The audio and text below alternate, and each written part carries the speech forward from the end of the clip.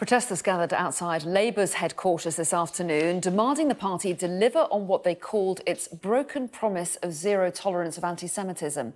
The actress Maureen Lipman, who was at the demonstration, said the fact that Jews still had to fight anti-Semitism in 2018 made her want to weep.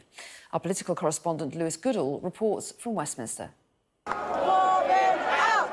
Corbyn out! Jeremy Corbyn has been on many protests in his life. He has seldom been their subject. But for hundreds here turning out on a drizzly Sunday in April, it's personal. After weeks of what they see as inaction on anti-Semitism in the Labour Party, they think the rot comes from the top. If Jeremy Corbyn becomes Prime Minister, there's no way I would stay in this country. Racism is just a few steps away from a Holocaust. And what is going on now is gathering momentum and it's very frightening. What do you say to those people who say, look, this is actually a front for anti-Jeremy Corbyn? That's a lie. Absolutely, 100%. There is a serious issue going on in the party, and so far, anyone who says that, as far as I'm concerned, are basically making the situation worse. That emotion is shared by some well-known faces too. Today makes me feel like crying. Why should we have to do this? We're citizens, we contribute. Why should we have to fight anti-Semitism?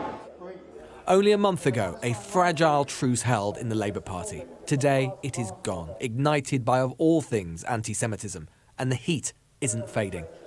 It seems hard to believe now, but this anti-Semitism row within the Labour Party is now entering its third week. And if today is anything to go by, then the pressure shows no sign of abating. And perhaps the most worrying thing of all for Jeremy Corbyn is that it may no longer be within his gift to stop it. Earlier this week, Momentum activists attempted to condemn a Labour MP for attending a protest against anti-Semitism.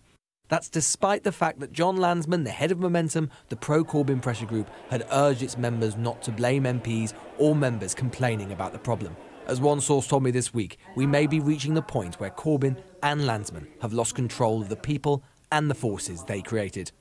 Regardless of the grassroots, this Jeremy Corbyn ally says she wants to see more progress at the national level more quickly. It can't be right when people see on social media, and it's not just in the Labour Party but across the board, anti-Semitic rhetoric, and they see no action taken, or the action is far too slow. We've got to make sure procedures not only protect those that are, allegations are made, but enforce that people's right to live in a country where they're free from racism or anti-Semitism.